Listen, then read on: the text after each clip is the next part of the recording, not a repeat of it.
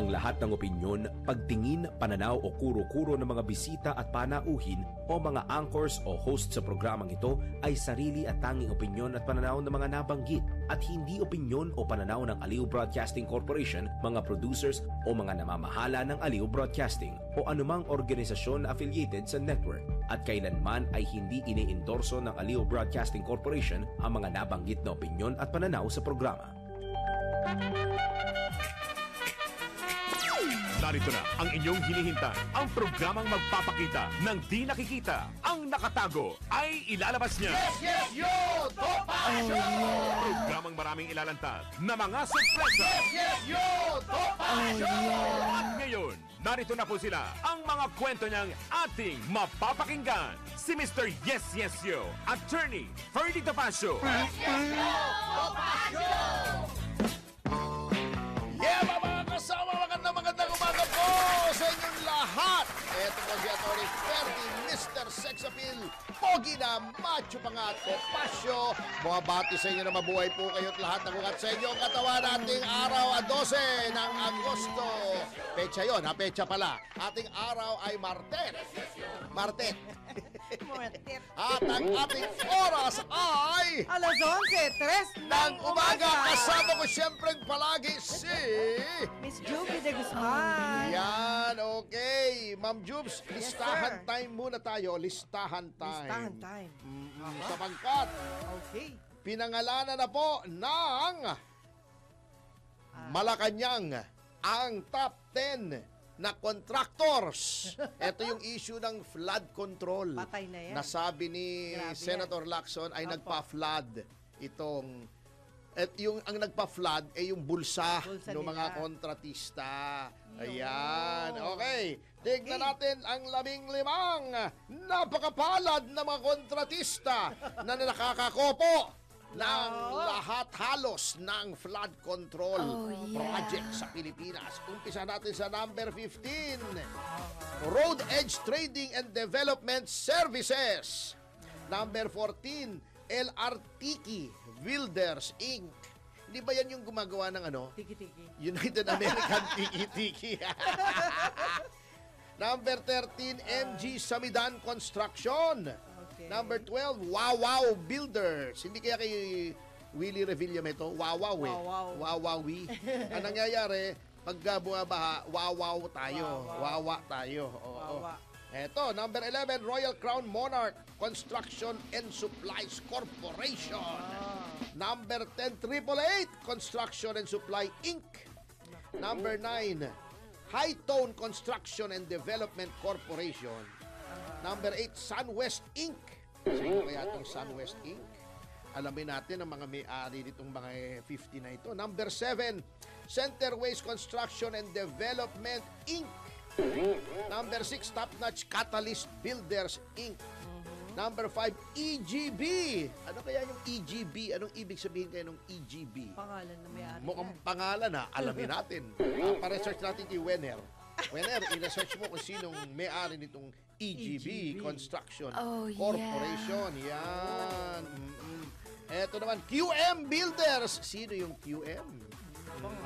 Number 3, St. Timothy Construction Corporation. Very familiar itong St. Timothy na ito ha.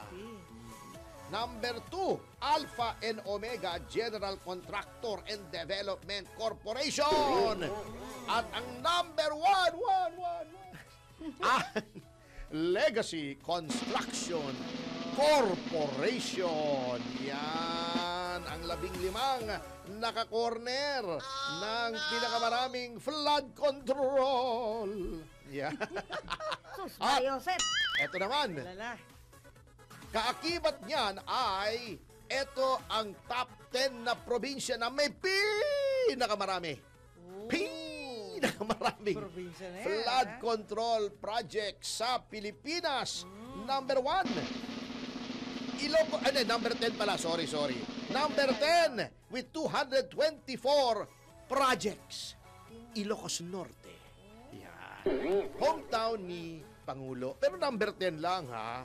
Number 9, hometown ng kaibigan nating si Governor El Rey Villafuerte. Camarines Sur with 252. Number 8, Tarlac with 258. Number 7, Leyte. Taga dito si Spikir. Kilala mo si Spikir. With 262. Number 6, Albay. Pero bakit laging baha sa Albay, ano? Saka sa Leyte. Bakit na po?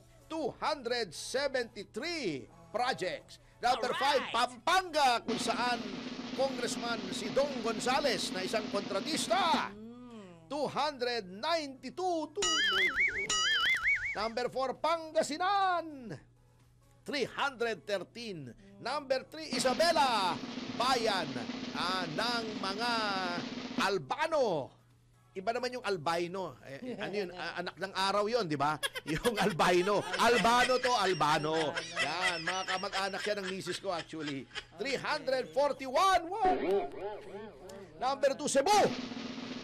Dati, ang tagal dito, 21 years yata si Maring Gwen dito sa Cebu, di ba? Si Gwen Garcia. Solo niya. Garcia pala. Ito mo yun, ano?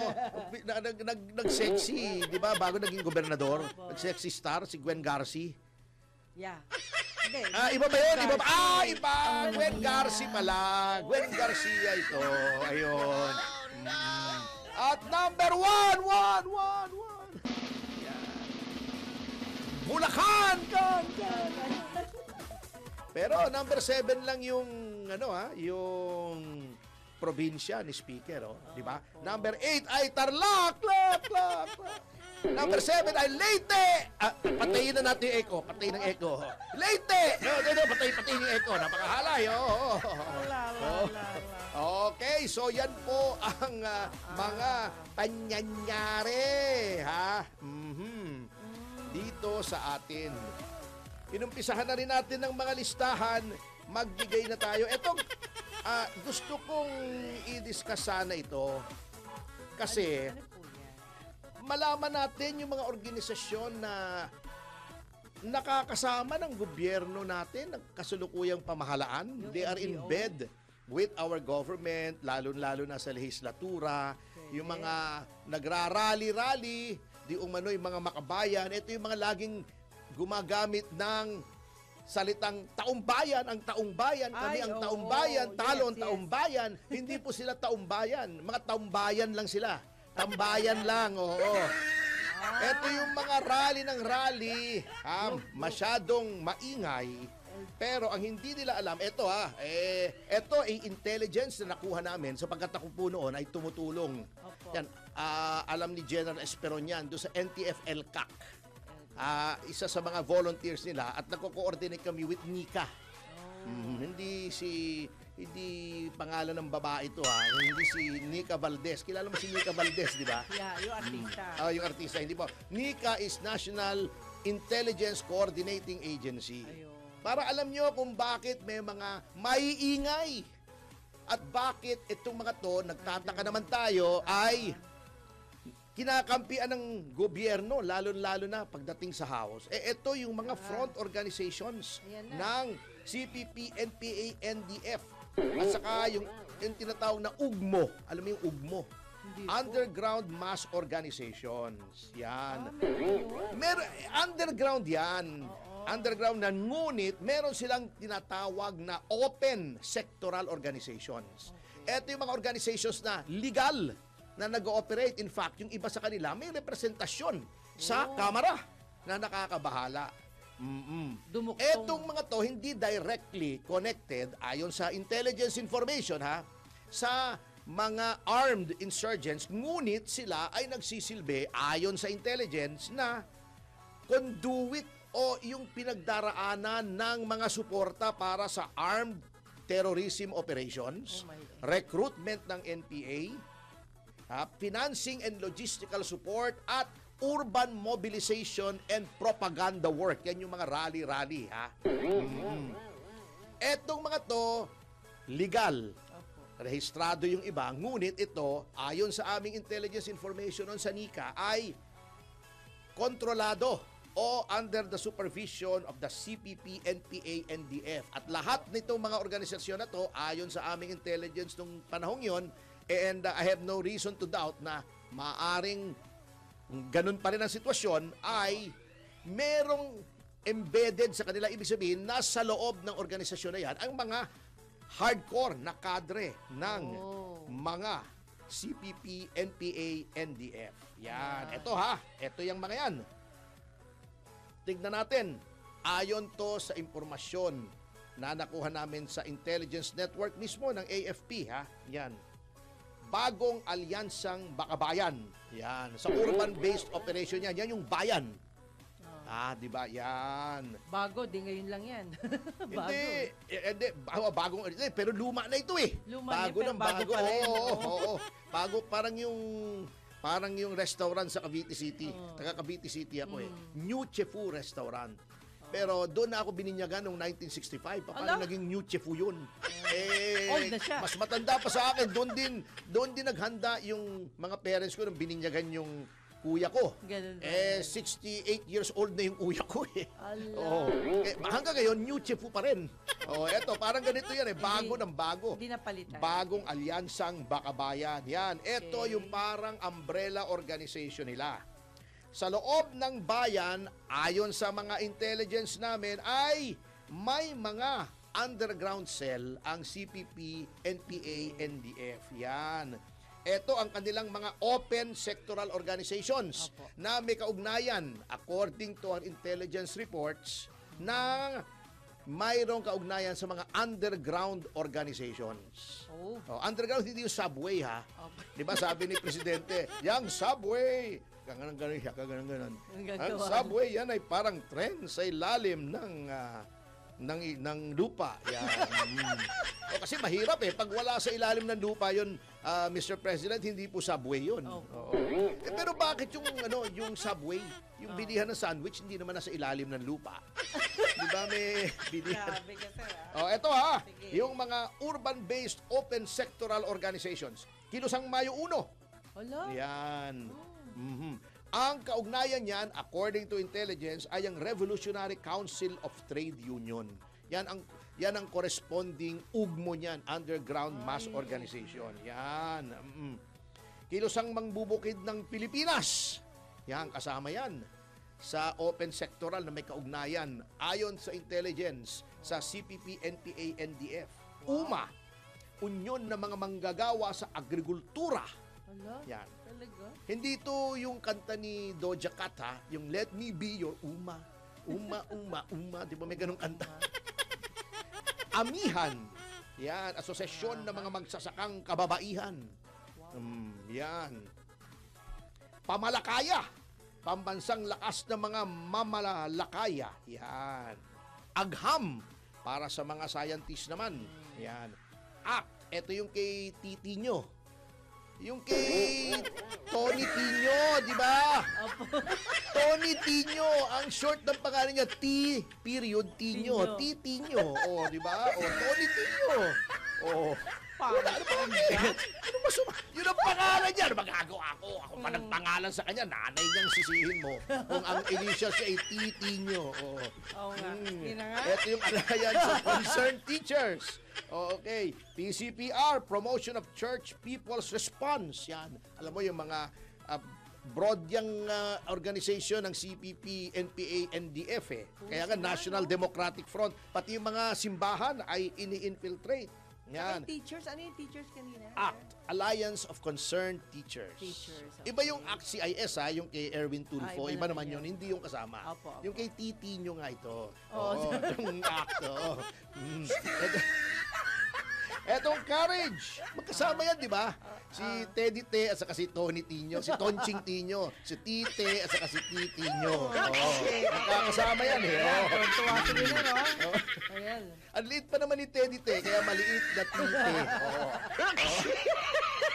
Maliit yun eh! Ano ba gagawa ko? Mas maliit pa nga sa akin yun. Kaya ang tawag sa kanya ng iba, maliit na Tite. Yan. Teddy Te! Alala. Okay, sige. Okay, ito naman. Courage para sa mga empleyado ng gobyerno. Confederation for Unity, Recognition, and Advancement of Government Employees. Ayun. Yan. Ito naman para sa mga urban poor. Kuno-kuno. Katipunan ng damayang mahihirap. Yan. Ito, alam natin to. Anak Bayan. Matagal na yan. Bayan. Yan. anak, sino yung ina nila? Mga ina nila. Oo. Oh, bayan yan Oo. eh. Kung may anak, bayan, may ina nila. Oo, ina bayan. mga ina nila. Oo, mga ina lahat nila. naman may ina eh. Di ba? nga. Oo, ina ninyo. Baka Oo. Ay, Mga yan, ina ninyo. Oy. Anak kayo, mga ina ninyo. Yan. Mga estudyante naman ay League of Filipino Students. Yan. Alam, kilala natin yung LFS, di ba? Kabataang Makabayan ang Mahulog ako, underground affiliate niyan. Okay. Sa mga kuno-kuno victims of human rights, basta ikaw ay lumalaban sa gobyerno, nag-a-advocate ka ng armed uprising at ikaw ay dinakip. Sapagkat bawal yan eh. Opo. Oo, yung ang pinopromote mo ay yung armadong pakikibaka. Sasabihin nila bina-violate ang human rights, automatic na yan. Oo. Karapatan, yan. Human Rights Alliance. Eto, kasama pa to. Gabriela, di ba? Oh, matagal Yung na yan. original na K-pop group. Ah, 'Di ba? Sina Franz Castro, 'di ba? Sina Brosas, 'di ba? At original K-pop group 'yan. K-papangit ng mga miyembro niyan. Oo, K-pop. Oo. Ito naman sa mga doktor naman, mga nurses, Alliance of Health Workers. Yan. Ito naman sa mga scriptwriter, mga direktor, mga artista, Concerned Artists of the Philippines. Ang kanilang open sectoral organization. kasama rin sa project. Sa mga driver naman, Piston, pinag-isang samahan ng mga tsuper at operators nationwide. Wow. Sa mga abogado naman, yan, sina Edre Olalia yan ha. Malapit-lapit na sa Ulalo yung pangalan niya, Olalia, Ulalo, oo. National Union of People's Lawyers. Yan, ang front organization. Pagdating naman sa mga OFWs, lahat ng sektor meron sila. Kaya mag-ingat po kayo. Tingnan nyo kung sino nagsasabi ng mga statements para alam nyo where they're coming from. Yan. Migrante naman. Yan. Ito naman ang mga party list na maiuugnay dito sa NDF. Kabataan Party, yan. Yung nagkaroon ng maraming backlash, di ba dati? Si Raul Manuel, oo, di ba? Yun ang dating representative nila. Grabe. Di ba? Nagsasasayaw siya, nagkaroon ng backlash. Si Raul Manuel, oo, backlash. Oo. Ngayon, oo, yung representative nila ngayon, kamukha nung isang nandito sa DWIC. Ay, ano, nasa likod mo. Ayan, o, si Reneco. Ayan, o, di ba? Kamukha, o. Gabriela, yan yung K-pop na naman.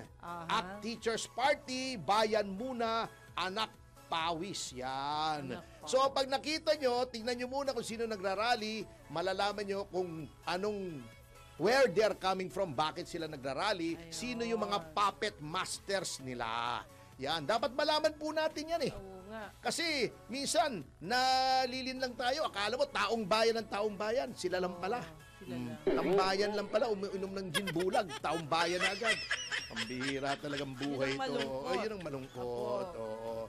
Masyadong mapagling lang eh. Ha? Parang itong kaibigan natin, oh. Ginawawa naman tong mga doktor. Bakit po? Crush mo to dati, di ba sabi mo sa akin? Si Montulfo.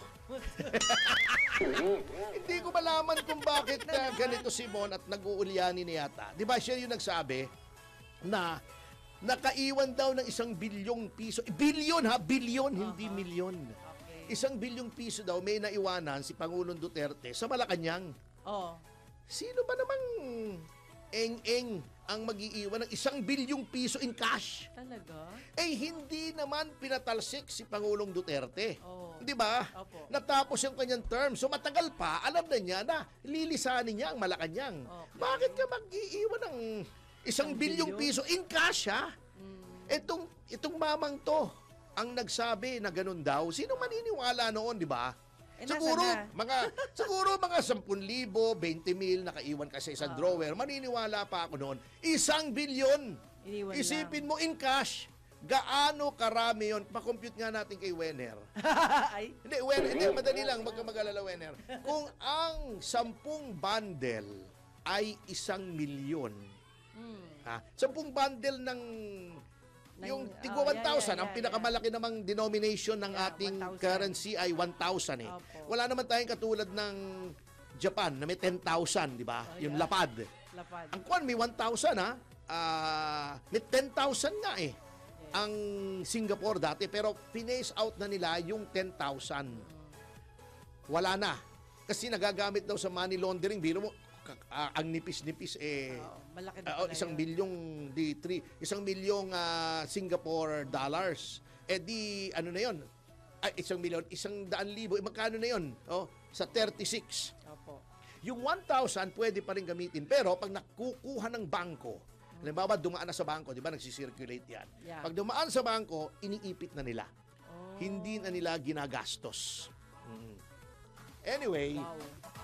sino ba namang maniniwala nakaiwan ka 1 bilyon? Kung ang 10 ay 1 bilyon, eh ang 1 bilyon ay 1,000 million. Aha. Di 1,000 times 10 bundles, 10,000 bundles ng gaano kalaki yun. Baka puno ito, itong kwartong to, tingin ko. Ganun karami. Sayang wala na si Ramon Revilla Sr. eh. Di ba nung impeachment ni Pangulong Erap, tinitimbang niya yung pera, sabi. Eto ba naman, bumanat na naman ng very recklessly itong si Montulfo. May binanata na naman siya na isang surgeon daw na nag-overcharge. Hindi pa nga niya nalalaman yung side ng surgeon. Nagalit tuloy sa kanya yung mga medical groups. Kasi hinihiya niya eh. Oo nga. Naningil daw ng 45,000. Indigent patient. Oo. Pero hindi naman porket indigent ka, hindi ka nasisingilin. Nasa doktor naman yun eh. Tama. Di ba? At kapag pumayag ka naman, di wala namang problema. Kailangan din namang maghanap buhay ng tao. Tama. At kung yung komplikado, kasi may diabetes daw eh. Kung komplikado daw, siyempre mas balhal ng konti yung singil. Kaya lang, bumanat na agad siya na walang due process. Ang hilig-hilig bumanat itong taong to ng reckless eh. Pagkatapos pag napapahiya nabubugbog tuloy pa minsan-minsan kasi masyadong reckless eh. Di ba? Kung ano nung sinasabi. Parang yung 1 billion. Nagalit tong Philippine Medical Society sa kanya. At saka yung Philippine College of Physicians. Yes, PCP. Kasi hinihiya niya agad eh. Ayaw munang kunin yung side. Wala na kasing dyaryo yata si Montulfo ngayon, di ba? Nasa Facebook na lang yata siya eh. Kaya Wala medyo na ibang, nagpapapansin na. So, mga kasama, huwag niyong paniniwalaan tong si Montulfo. Sa 10 sinabi nitong si Montulfo, 11 ang mali. Correct. At sa notang yan, mga kasama, ay magbabalik ang Yes, Yo, Topacio. Ating oras! Alas 11:25 ng umaga. 1, 2, 3, Yema! WIZ News Catch Up. News Catch Up. Pilipinas, narito na ang mga tamang balita sa oras na ito. Higit o hirit na dagdag pasahe sa jeep, pinag-aaralan na ng LTFRB. Detalye mula Patrol 38, Jen Patrolya. Pinag-aaralan na ng Land Transportation Franchising and Regulatory Board ang petisyon ng mga transport group na dagdag pasahe sa mga pampasaherong jeep. Kasunod ito ng isinumiting petisyon ng Pasang Mazda, Altodap at Acto para sa peso provisional fare increase at iba pang fare adjustment sa traditional at modern jeep. Saklaw nito ang ilang petisyon mula noong August 2023 hanggang ito March 2025 kung saan kabilang ang dagdag sa base fare at singil kada kilometro. Ayon kay LTFRB Chairman Attorney Chofilo Guadis III, masusing pinag-aaralan na ng board ang panukala upang matiyak na makatarungan, makatwiran at may matibay na basihan ang anumang pagtaas ng pasahe. Ngayon anya ng LTFRB na balansihin ang kapakanan ng mga pasahero at ang kakayahang magpatuloy ng operasyon ng mga tsoper at operator. Kasama sa hirit ng mga petitioner ang gawing permanente ang 1 peso provisional fare hike na ipinagkaloob noong October 2023 at magdagdag pa ng 2 pesos provisional increase na magtataas ng base fare sa 15 pesos para sa traditional na jeep at mula 14 pesos hanggang 19 pesos para naman sa modern jeep. Tiniyak ni Guadis na daraan sa due process ang usapin, kabilang ang mga public consultation at hearing. Ako si Patrol 38, Jen Patrolya nag-uulat. Sa himpilang may todong lakas, DWIZ nagbabalita ng tama, naglilingkod ng tama. DWIZ News Catch Up. News Catch Up. Pangulong Marcos pinangunahan ng 124th Police Service Anniversary ng PNP. Detalye mula ka Patrol 17, Jopel Peleño. Ipinagdiwang ngayong araw ang ika-124th Police Service Anniversary ng PNP na isang makasaysayang tagpo na naglalarawan sa mahigit isang siglo na mga naganap na pagbabago, pagsubok at tagumpay sa mga ipinatutupad na batas sa bansa. Pinangunahan ang selebrasyong ito na may temang pulisya, bantayog ng bayang matatag ni Pangulong Ferdinand Marcos Jr. na nagsilbing panauhing pandangal at speaker. Sa talumpati naman ni PNP Chief General Nicolas Torre III, hinikayat nito ang mga miyembro ng organisasyon na huwag magpaapekto sa mga isyu at pambabatikos na ipinupukol sa kanila. Dapat aniya na nakatuon lamang sila sa misyon na tuparin ang kanilang mandato ng buong puso, may integridad at tapang para sa bayan. Nararapat lamang aniya na ipapakita sa bawat hakbang ng pambansang pulisya ang pagkakaisa ng kanilang buong hanay at laging handa upang magsilbi sa bawat mamamayan ng bansa. Ito si Patrol 17 Chopel Peleño para sa impilang may todo lakas, DWIZ nagbabalita ng tama, naglilingkod ng tama. DWIZ News Catch Up. News Catch Up. Mahigpit na paggamit at pag-audit ng confidential at intelligence funds isinulong sa Senado. Detalye mula Patrol 19, Celi Ortega Bueno. Isinusulong sa Senado ang panukalang batas na naglalayong higpitan ang alokasyon, paggamit at auditing ng Confidential and Intelligence Fund o yung CIF. Ito ay ang Senate Bill number 227 o panukalang Confidential and Intelligence Funds Utilization and Accountability Act na inihain ni Senator Kiko Pangilinan. Sa ilalim nito, nililiwanag na ang CIF ay para lang sa mga departamento at unit ng gobyerno na may mandato ukol sa national security, peace and order at intelligence gathering. Ipagbabawal sa panukala ang paggamit sa CIF sa mga gawain na walang kinalaman sa peace and order at sa pagkalap ng intelligence information at lalong bawal gamitin sa political activities, personal o pribadong gastusin ng opisyal o kuwani ng ahensya at sa public relations. Bibigyan ng Commission on Audit ng kapangyarihan na magsagawa ng annual, random at special audit sa mga dokumento at resibo para sa paggamit ng CIF. Hikayatin din ang civil society organization na i-monitor ang paggamit ng confidential funds ng civilian agencies sa kondisyon na igagalang ang confidentiality ng mga sensitibong impormasyon. Nasa panukala rin na magiging responsibilidad ng head of agency at disbursing officer ng ahensya ang wastong paggamit ng CIF at ang reporting nito sa Commission on Audit. Ito sa Patrol 19, Celi Ortega Bueno para sa impilang metodong lakas sa DWIZ. Nagbabalita ng tama, naglilingkod ng tama. DWIZ News Catch Up. News Catch Up.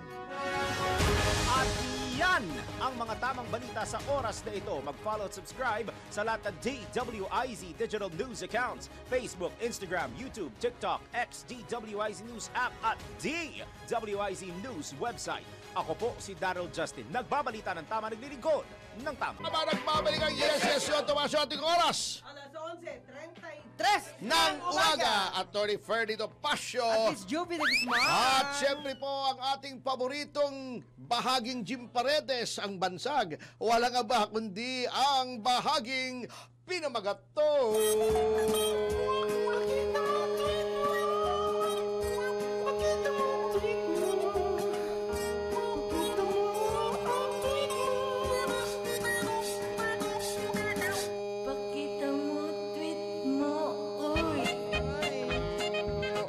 Pala.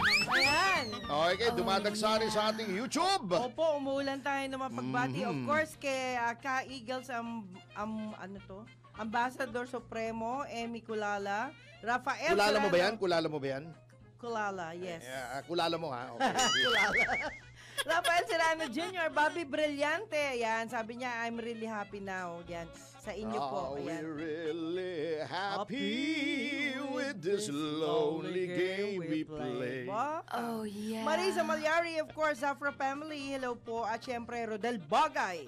Yan, si John lang Si din Rod dito, D. si Rod. Bagay. Di Bagay? Grabe naman. Bagay yan.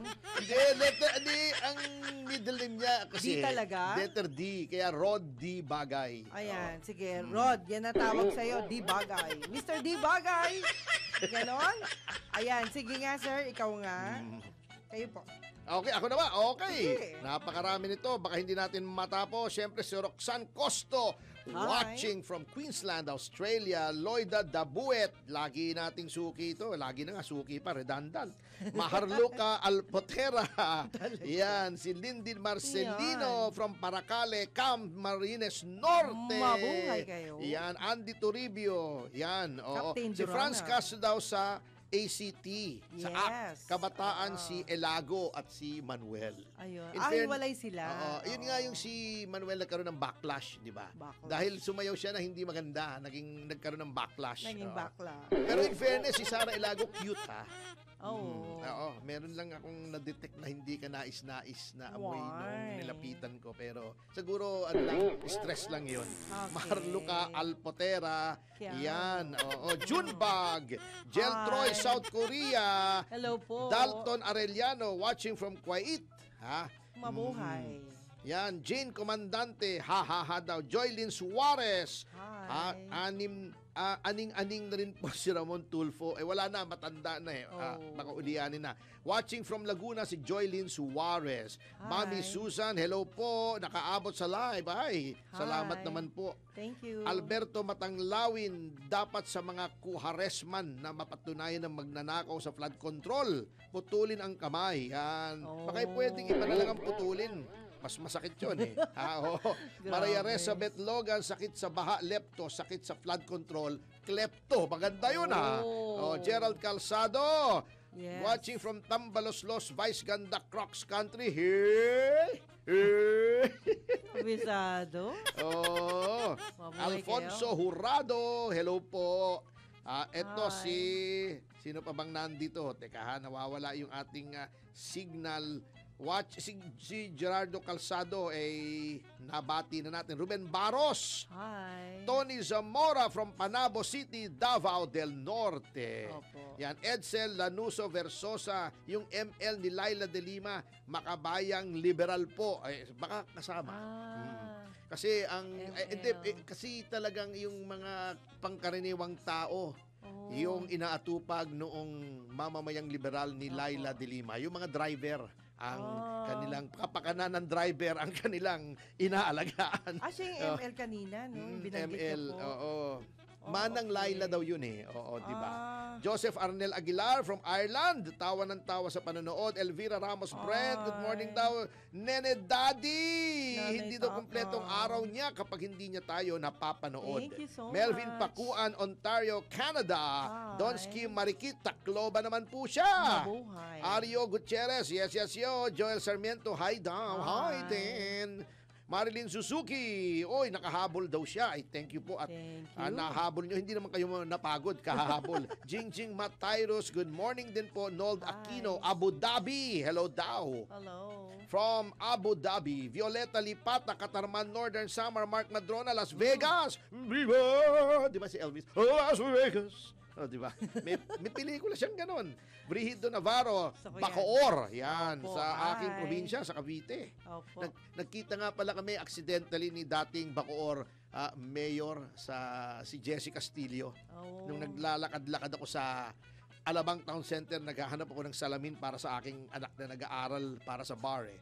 Rose Nasir, yan. Hi. Marilu Doloho, Dubai naman. Yahoy. Yan. Joseph Briola, Saudi Hello po. Arabia. Hello po. Jel Troy, ano ba to? Watching from Barangay Ayan. Bonjing. Macnet Live. Ganon. Nueva Ecija, yan. Mabuhay. Junebug, nasa C5 daw siya. Mark Madrona, ayun na, nakabigin at yan, sa Las Vegas. Jose hello. Narvades, yan. Nasa Anchorage, Alaska daw siya. Merlin Galagate. Cyprus ba? Ang layo Isla yun, di ba? Lalain Sagun. Yes, Paki-shoutout daw sa BAC TWG. Ano ba yung TWG? Technical Working Group? Yes. Ito yata, oo. Tama. Si Kenny Filoteos, BAC Secretary Mariflor Saldua, Cathy Bregais, Greg Carato. Yan, nanonood din daw sila.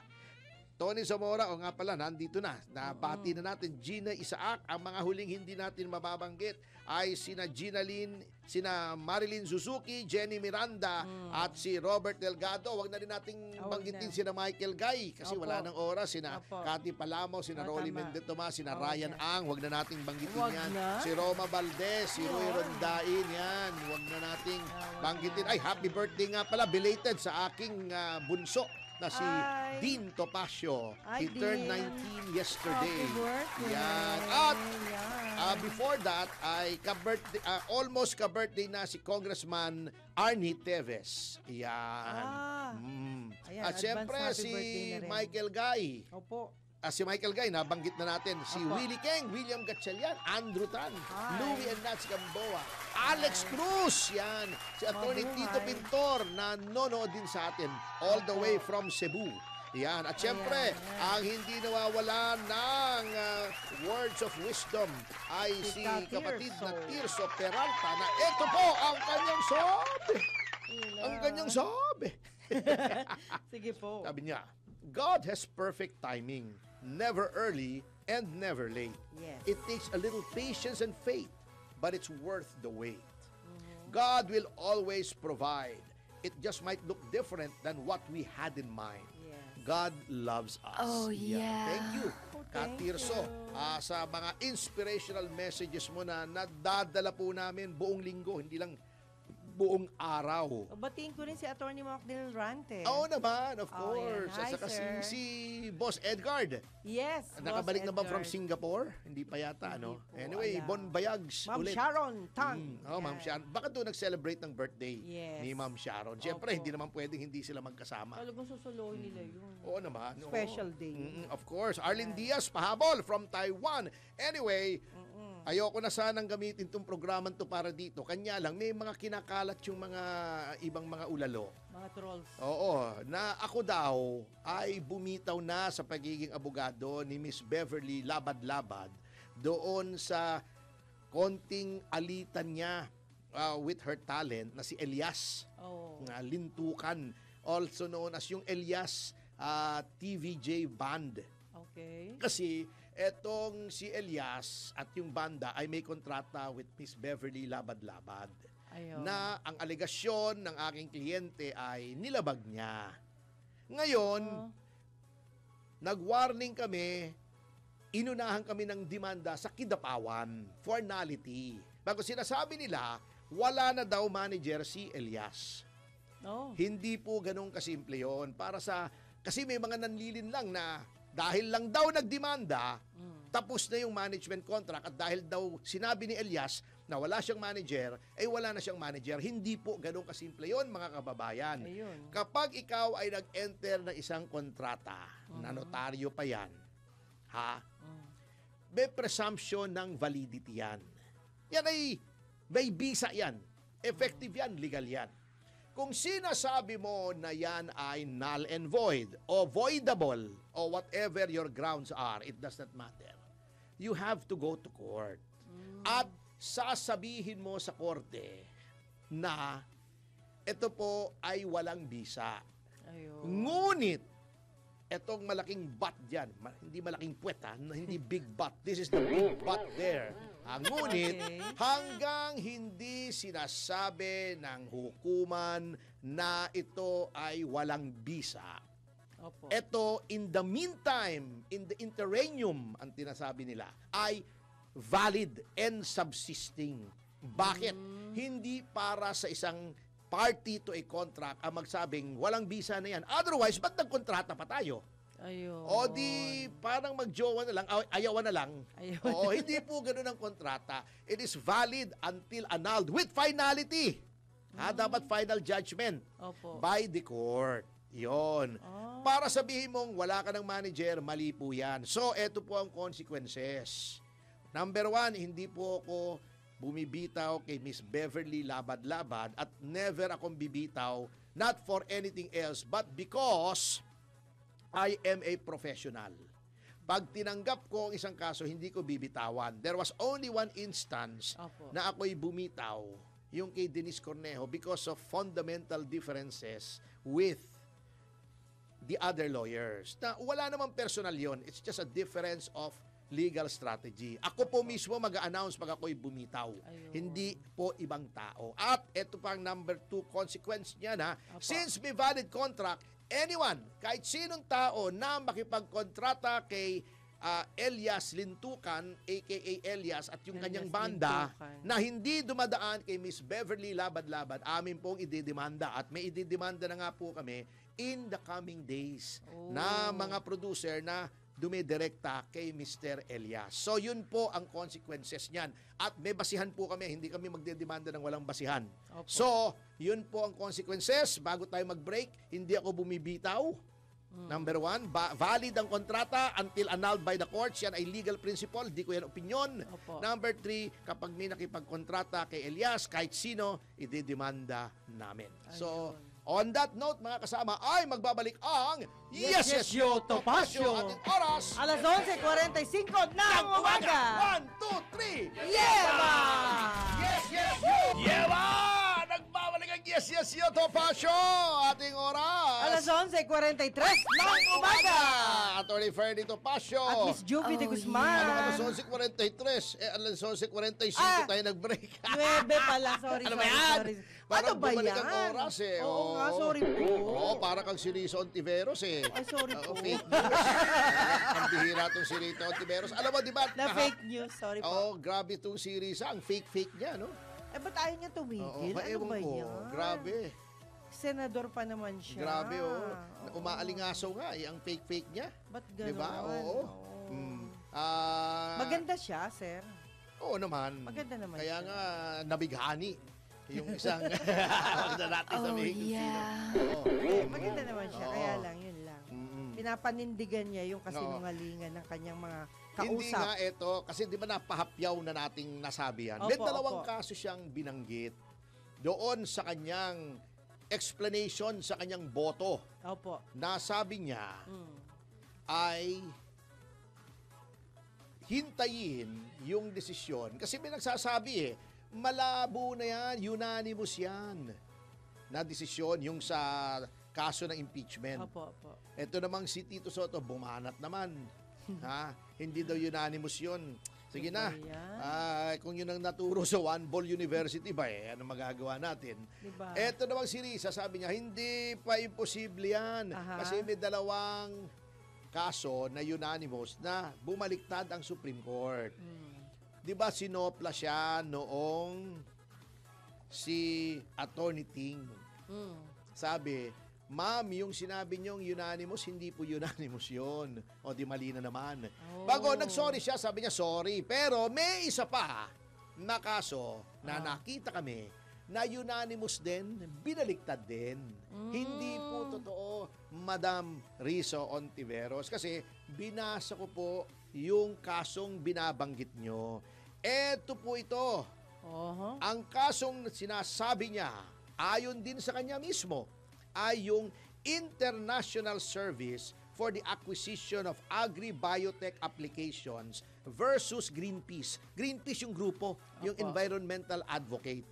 Na yan ay, sinasabi niya, unanimous yan na pinigil nila yung ito ang background niyan. Kasi itong International Service for the Acquisition of Agri-Biotech Applications. Opo. As the name implies, agricultural company yan. Nagkakaroon sila ng testing kasi nag-genetic engineering sila ng talong. Oo. Yes. Gusto nila yung matibay at matigas na talong. Oo, hindi katulad nung kay Jim Paredes. Maliit at malambot na talong. Eto, gusto nila matibay, matigas, mahaba na talong. Sir, bad yan, bad. Anyway, hindi. Ito, ituloy ko lang. Hindi, totoo to. Talong to, talong. Talong talaga? Sige. Nag-genetically engineer sila ng talong. Ibebenta nila siguro sa publiko. Etong Greenpeace, ayaw. Ayaw. Nagdemandahan sila. Ang Supreme Court, unanimous nga, sabi ng Supreme Court, itigil yung trial. Okay, ditinigil. Oh, Ito ay 2015. okay. Ngunit, noong 2016, sabi ng Supreme Court, nagbago isip namin, hindi na ititigil. Ituloy na. Bakit? Hindi. Hindi Bakit? Kasi, nawala na yung testing. Sinabi na, hindi na kami magte-test. Abandoned na namin yan. Hindi na kami gagawa ng genetically engineered talong. Hindi na kami okay. magbebenta sa publiko. Wala na, ayaw na namin. Kasi napigil na eh. Nasira na yung diskarte namin. Sinabi, pina-manifest nila sa Supreme Court, hindi na po, hindi na kami magte-testing. Okay. Tigil na po kami. Kaya sabi ng Supreme Court, tanggal na yung order para pigilin. Bakit? Moot and academic eh. Ano bang pinipigil namin? Ayun. 'Di ba? Parang yan yung mag-asawa, 'di ba? Opo. Sabi niya, pambihira naman tong misis ko. Hingi sa akin ng pera. Noong 2 weeks ago, humingi sa akin ng 100,000. Okay. Bago, last week, humingi ng 120,000. Aha. Kahapon lang, humingi sa akin ng 50,000. Sabi niya, bakit ano bang ginagawa niya sa pera? Ewan ko, hindi ko naman binibigyan eh. Ala! Ganun yun! Wala nang testing. Kaya sabi ng Supreme Court, wala na, lifted na. Oo, Kasi tama ano nga bang naman. pinipigil mo? Ano bang tinitiro mo? Tama. Wala na. Moot and academic. Madam Ayun. Risa, gets mo. Oo, yan ang mahirap. Hindi naman tayo nanlalait. Again, ha? Opo. Hindi naman kami ulit nagsasabing abogado lang ang pwedeng magbigay ng legal opinion. Kanya lang, mahirap po talaga. Parang abogado, may sakit, tinignan ko yung hinipo ko yung leeg, may lagnat ito, baka trangkaso. Hindi mo alam kung ano nagkukos doon eh. Correct. Oo. There are so many reasons why a person may have fever. Maaring may infection yung appendix. Maraming may hindi ko masabi eh. Mahirap yung hindi ka doktor, nagdo-doktor ka. Tama Sasabihin mo, po, tama hindi, po. trangkaso lang yan, inumin mo to, biogesic. Kung natodas yun. Paktay. Oo, maaaring Wala i-google ko anong causes ng fever. Pero hindi ko Yan. pwedeng sabihin, etong gawin mo. Katikatero ako. Ganon din po sa pag-abogado. Pwede mag-google, pwede magtanong, pero huwag mong sabihin na mas tama ka pa kesa sa Korte Suprema. Yan, sosopla ka tuloy. Yan tuloy. Hindi mo pwedeng, Madam Risa, na ikaw ay magbigay ng legal opinion ng hindi ka abogado. Pwede naman, wala namang problema kung gusto mong mapagtawanan katulad na nangyari ngayon. No? Kung gusto mong mapahiya, pwede. Ito nga abogado, si Kiko nga, mali-mali pinagsasabi. Ikaw pa. Paano yun, sir, pag ganun? Di katawa-tawa. Ay, grabe. Hindi naman napaparusahan yung katawa-tawa eh. Kawawa naman. Parang, yan yung eng-eng at saka yung nget pa at saka yung katawa-tawa. Yan ang problema. Walang penalty dyan sa revised penal code. Walang bakas na nagbabawal na mga yan. Yan ang mabigat. Yun lang. Ay, naku. At hindi magkakaroon kasi ayoko din yung batas na sasabihin mo ikukulong yung mga pangit di pati ako makukulong. Bira naman Hindi naman. So hindi pwede yung sinasabi ni Risa na yan. Yung sinasabi niya lahat ng tao nagkakamali. Di ba sabi niya sa apology niya? Patunay daw lamang ng lahat ng tao ay nagkakamali. Tama po yun, Madam Risa. Lahat ng tao nagkakamali. Pero bukod tangi ka, lagi kang mali. Aray ko. Bigat. Hindi pwede naman. Ang pating naman eh. Pero hindi naman. Ako, hindi naman laging mali si Risa. Opo. Ako, tama siya doon sa sinasabi niya na tanggalin na yung online gambling at yan ay salot.